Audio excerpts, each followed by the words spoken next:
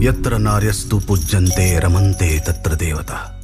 तू तर दासी मार्तंड मल्हाराची आणि अर्धांगिनी तोच तुझा सखा आणि सोबती तुझा. पण नारी, व्यर्थ आहे हे सारं तुझ्या या जन्मात. छाया आहे गडद समाजाची तुझ्यावर. तूच रडली असशील तुझ्या या जन्मावर. कोण आहेस तू? तुला तरी माहितीये का? प्रश्न आहे तुझ्या अस्तित्वावर.